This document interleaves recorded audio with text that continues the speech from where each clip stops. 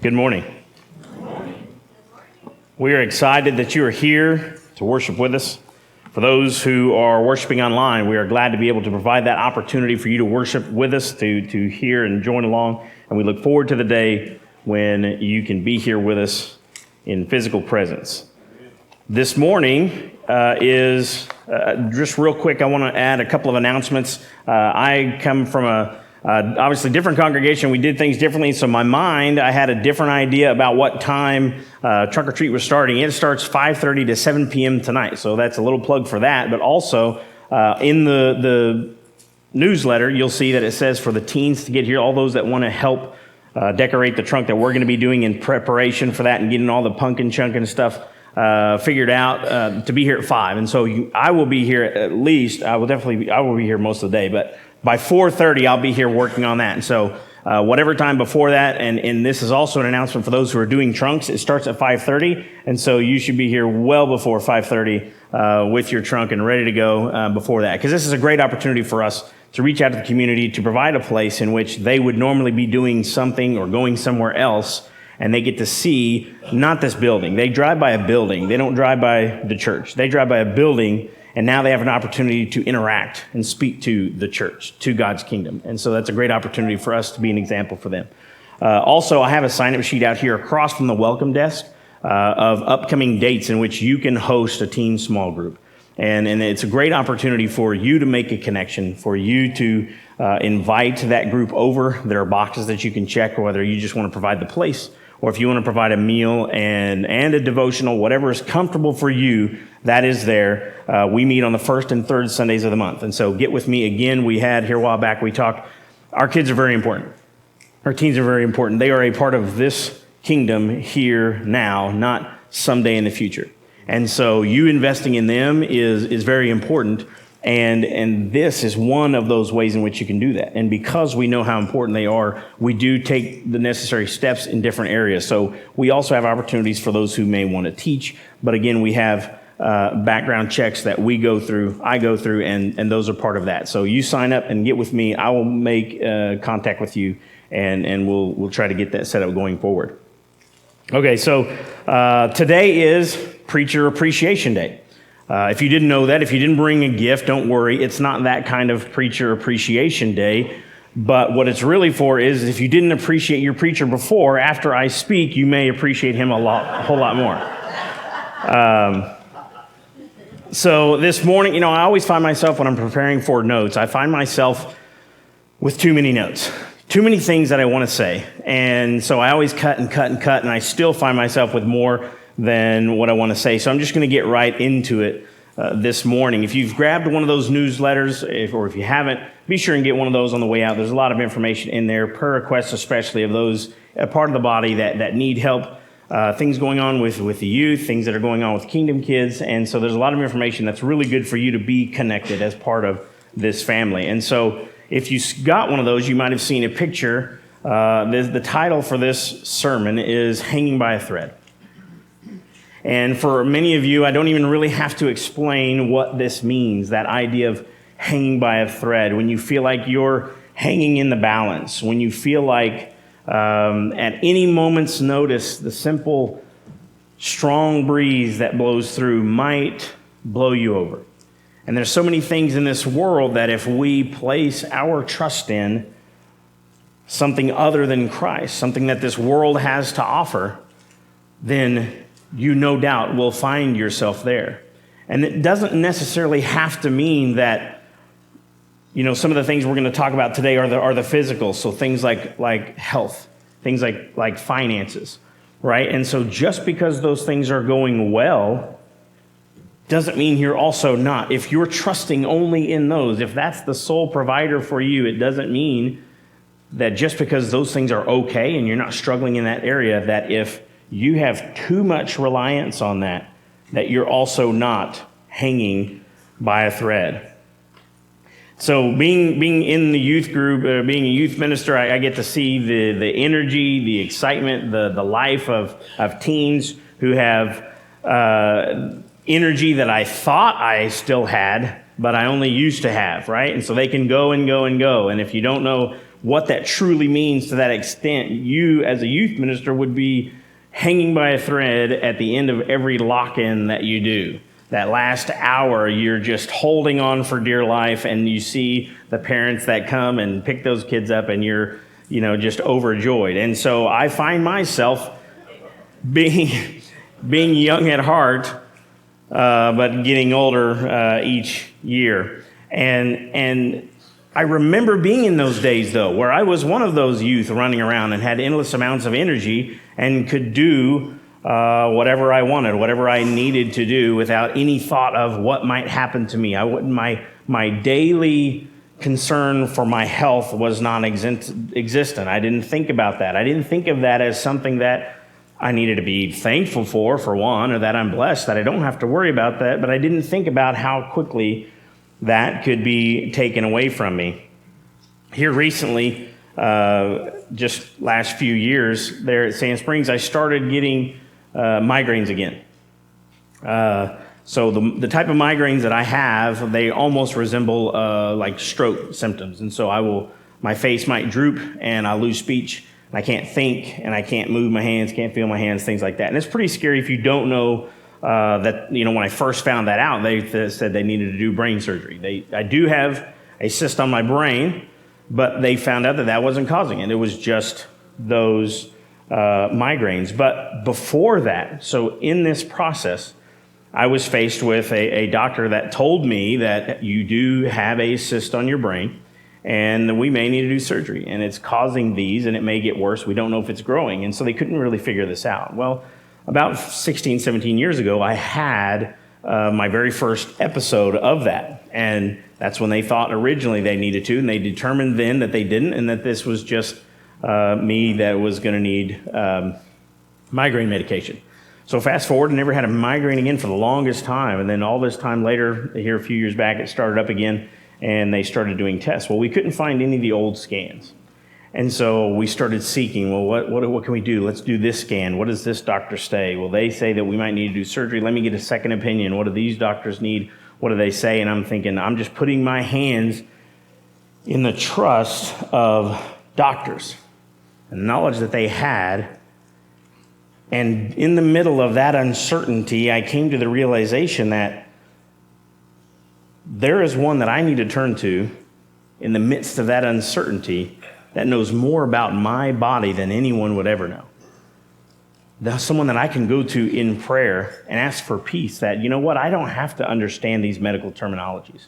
I don't have to know the outcome of, am I going to need surgery? Is the surgery going to go well? Is it going to go bad? I can stop and say, God, even if it doesn't, you're still worthy of being praised.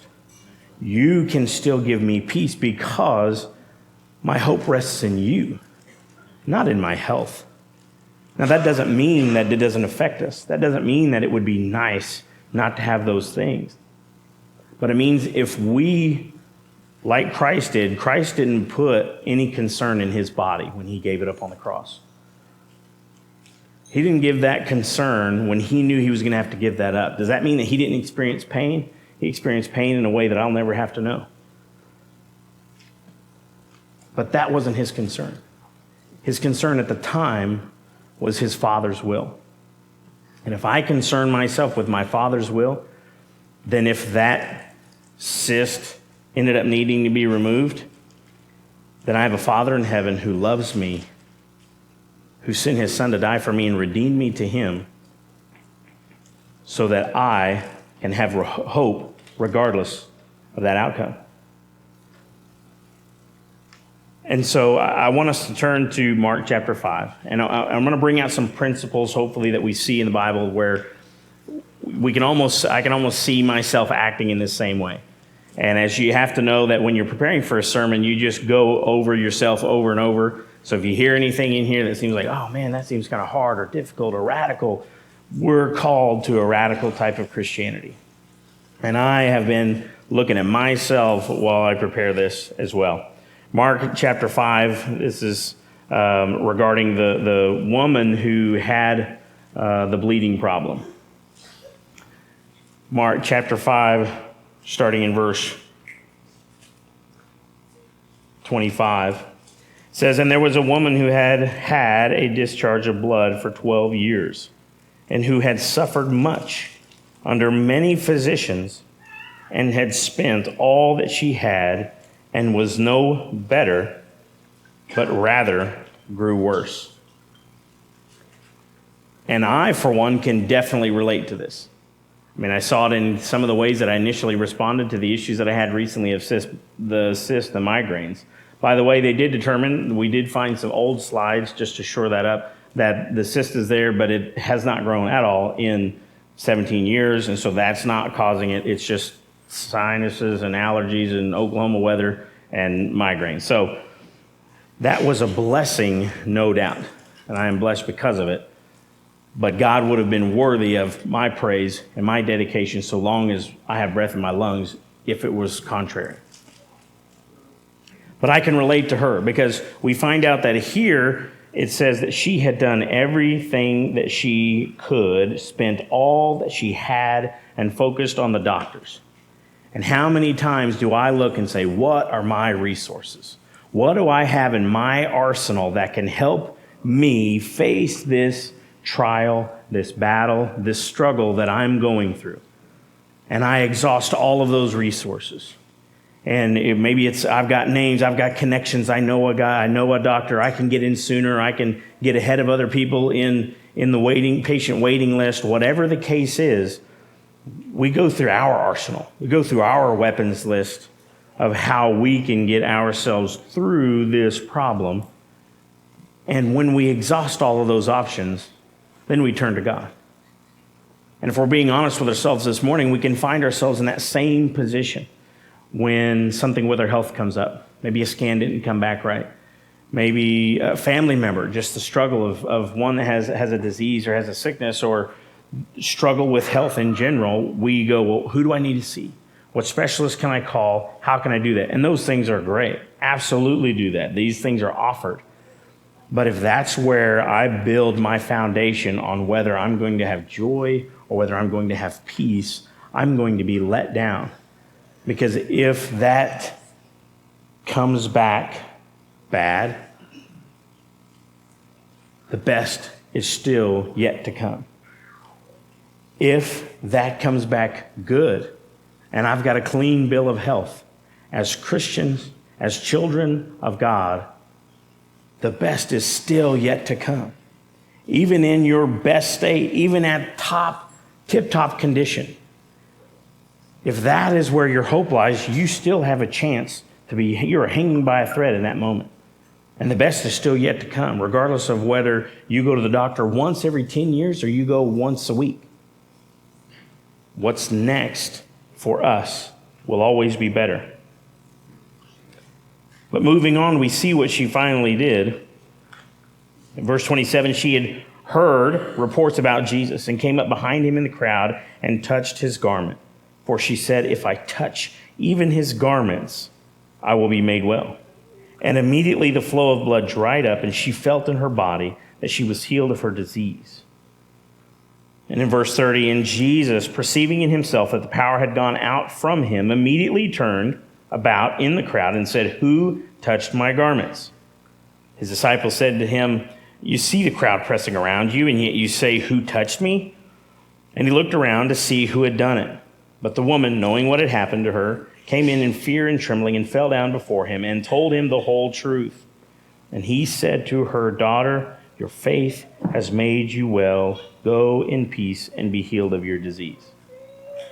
The moment that she decided this, I need to go to the one who can actually do something about this. I need to go to Jesus Christ to help me for my peace, so I can go in peace. We see an interesting response from Job's wife in Job chapter 2. And he's dealing with already the loss of so much of his personal property and his family, and then he's stricken himself, not to the point of death, but in horrible pain and misery. And his wife's response sometimes can be ours, in a sense. Curse God and die. What's left? Your health is gone. All of your things are gone. What's left. Job says, should we only accept the good from God and not accept the bad?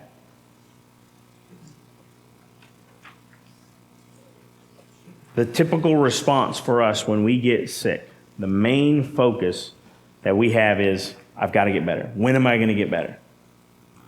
When am I going to be healed of this? And then when I have good health, then I can follow God. Then I can really do what I need to do for the kingdom. But this is my main focus. But in 2 Corinthians, Paul reminds us, verse 16, chapter 4. So we do not lose heart. Though our outer self is wasting away, our inner self is being renewed day by day. And in verse 17, for this light, momentary affliction is preparing for us an eternal weight of glory beyond all comparison. And I know as I read that, and as you who may have something worse going on in your life than I had, just the migraines, you've got problems, health issues, you've got a family member that's got health problems, and we sit here and we listen to this, to God's word, as Paul writes in this letter, and you're telling me that this is a light, momentary affliction? Do you know what I go through? Do you know what I deal with? Do you know how much this hurts? Do you know how much they hurt? Do you know how much I want this to be over? And you're telling me this is a light, momentary affliction? What does Paul know, right? As a reminder, if you're struggling with health, if you have a family member who's struggling, the best is yet to come. We have assurance and confidence in Christ that the best is yet to come. And if you're in good health, if things are going great for you, the best is still yet to come. Sometimes we put our hope and trust in finances.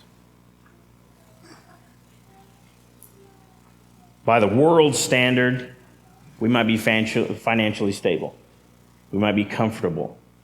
We might have peace because we think we're okay. We've got a cushion.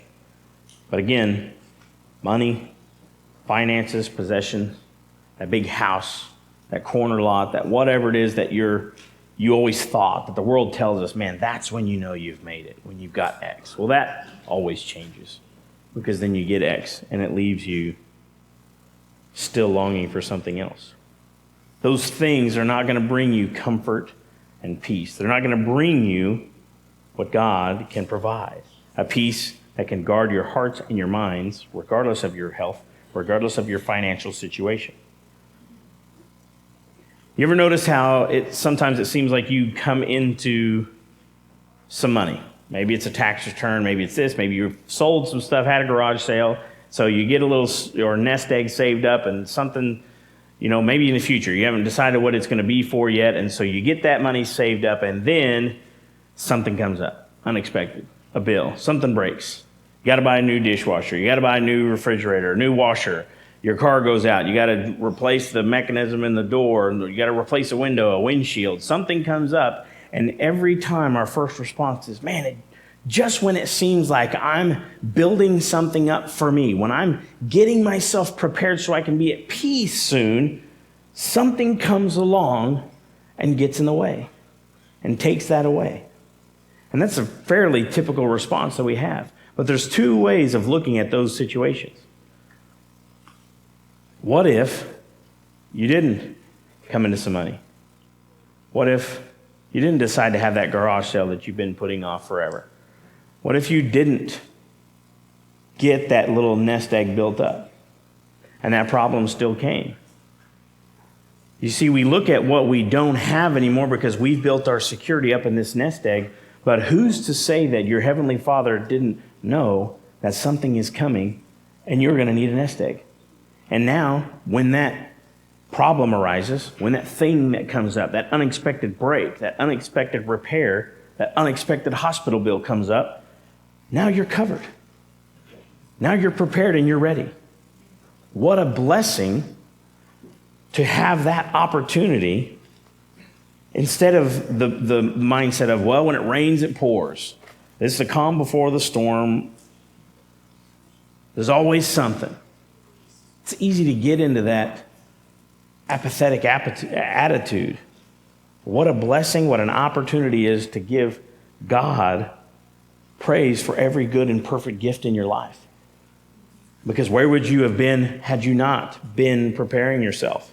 Proverbs teaches us about the frailty of money and possessions.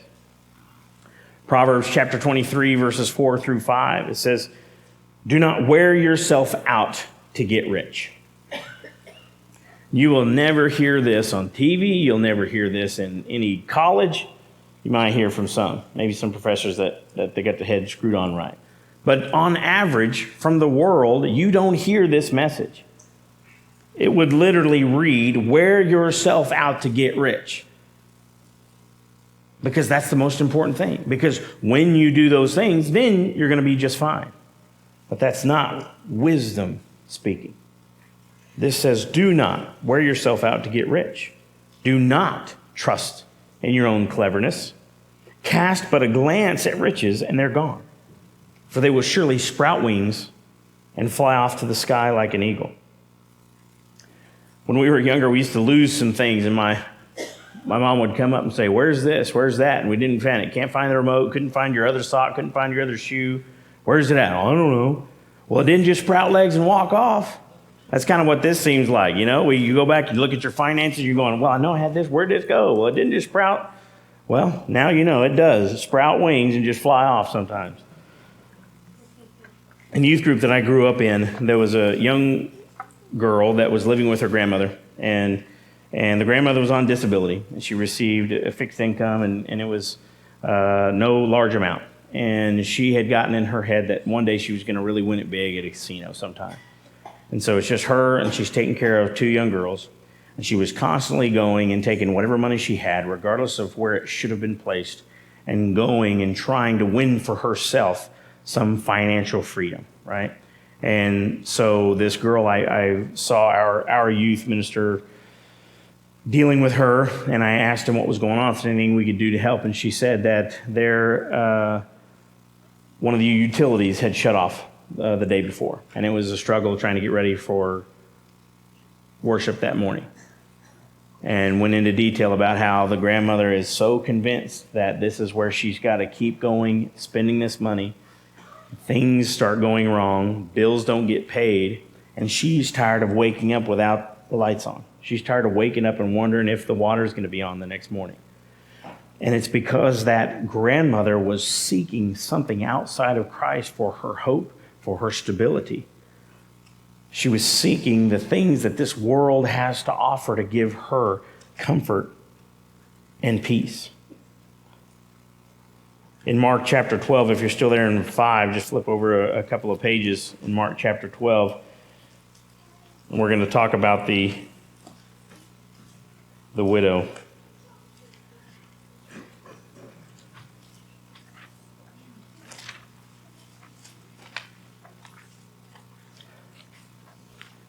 We recall the story of this poor widow with the 2 copper coins. She didn't have wealth, and by the standards of the world, especially in that time, she was considered poor. Even Jesus himself refers to her as the poor widow.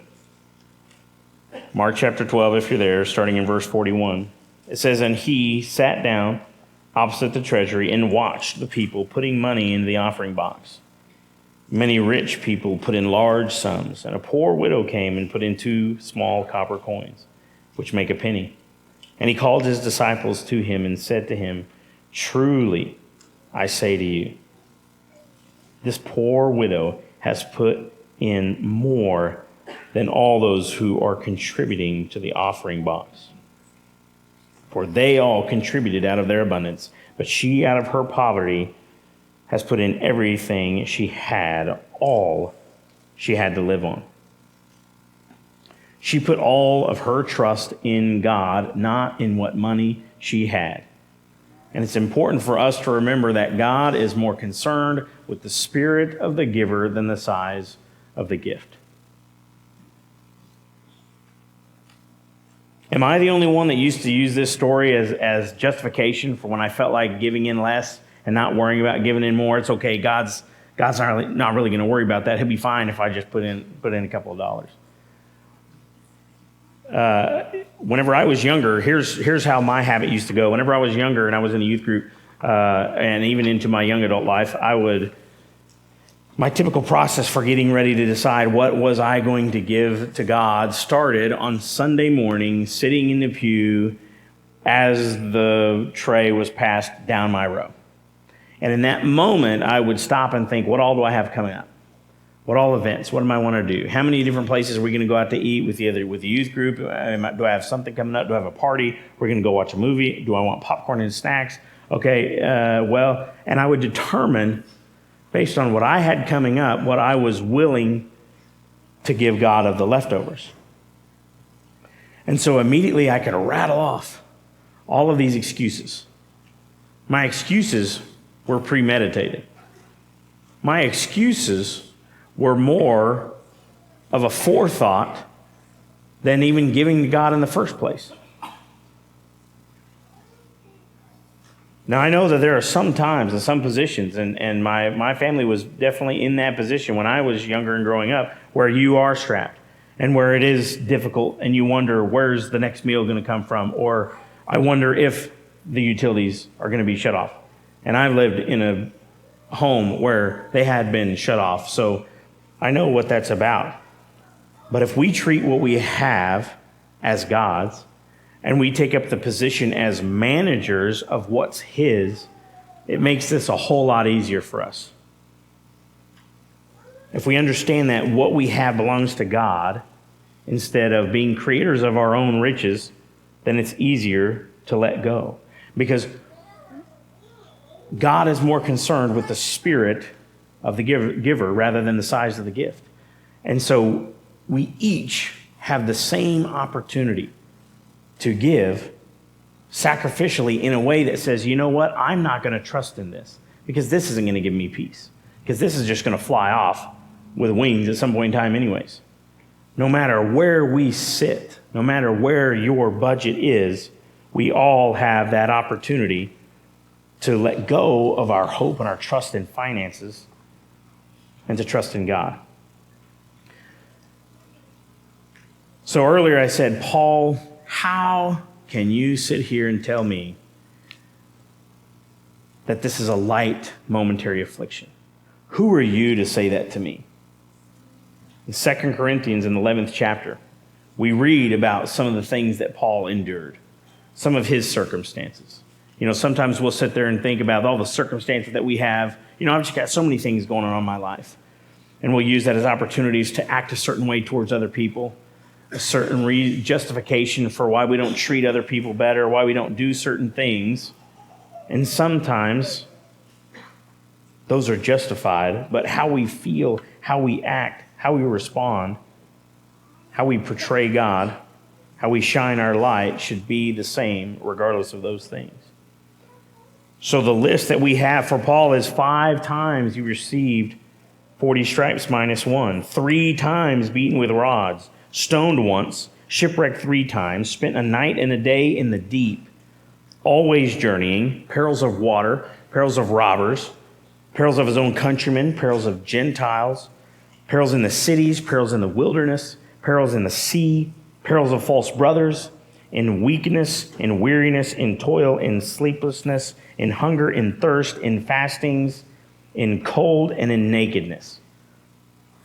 And besides the other things, what comes upon me daily, my deep concern for all the churches. Paul had been through a lot. And one of the things that we overlook sometimes with Paul is, it says he was shipwrecked 3 times.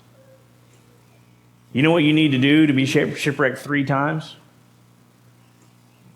Get on a boat 3 times. Get on it 2 more times after the first shipwreck. And get on it again after you've been shipwrecked twice. In that one instance, I've never been on a cruise, but if I ever went on a cruise and that thing wrecked while I was on it, I wouldn't be back. I would understand why it's been so long since I've been on one and never had it, right? I'm not going to be so eager to get right back on that which caused me heartache and pain unless my concern, my hope, and my trust was never in the boat. Unless my focus and my concern for the will of God was more important that said, get in the boat, they need to hear. When we face trials for God's sake, how quickly are we ready to walk back through the flames that burnt us? Well, that event didn't go well. They didn't treat me very well. They didn't treat me right. They did me wrong. I'm not going back. I'm not going to do that again. Paul got right back in line and got back on the boat. Do not lose heart. Sometimes we aren't tested because God doesn't know how strong we are. We're often tested because we don't know how strong we can be through Him. Paul wanted a thorn in his flesh taken away. He said 3 times he prayed, God, remove this from me. And God's response to him was, my grace is sufficient for you. Because in your weakness, my power is made perfect. So when you're weak, don't be in despair. Lean on God. That's an opportunity for Christ's love and for Him to be glorified through you. To finish up, Romans chapter 8, verses 16 through 18. We already read about not losing heart, about the light momentary affliction, and here we have a similar message that says the Spirit Himself testifies with our spirit that we are God's children. Whether my girls wake up tomorrow and think about all the things that they're going to need or not, doesn't mean that I'm not thinking about them. Doesn't mean that I don't know what they're going to need, that I don't understand that they need things from me. We are God's children. Now, if we are children, then we are heirs, heirs of God and co-heirs with Christ, if indeed we share in His sufferings, in order that we may also share in His glory. I consider that our present sufferings are not worth comparing with the glory that will be revealed in us. I've told this story before, but my grandmother on my dad's side, I'll tell you this story and leave it there. She had Alzheimer's. Many of you know people that had that very, very unfortunate disease. And so we moved in with her to take care of her. And so I got to see the grandma that I used to know turn into somebody that I didn't know anymore. And she didn't know me. But in that disease, her health was definitely failing. In that disease, she didn't even understand finances. There was a huge financial toll. And through that disease, she didn't even know who we were anymore, who her immediate family was. So her circumstances were about as bad as they could get. And so her body was shutting down, and she was at the end of her life. And the doctors knew it. So my dad and family gathered around as they know that she's going to be passing soon.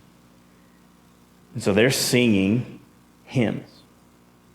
Because my grandma had devoted her life to trying to seek after Christ. She was very adamant about wanting to know Christ. And so my dad and his family, his sisters, gathered around her bed, trying to ease and pray for passing and singing hymns. She couldn't remember anyone that was in that room with her. But what she did remember, she spoke. And what she spoke was Jesus, Jesus, Jesus. She couldn't tell you her name, but she uttered that name. And that name just so happens to be the name that is above every other name. And if that's the only name that I have on my lips on my last day, then I'm blessed. As we're about to close, I was going to end it there, and I was reading in the book of Psalms. And if you ever need to be lifted up, read through some of those. The psalmist went through some rough times, and they leaned on a God who could be there and was there in their struggle, never left them, and never forsook them. Psalm chapter 61, verses 1 through 4. Lead me to the rock that is higher than I. Don't lead me to wealth. I lost my note.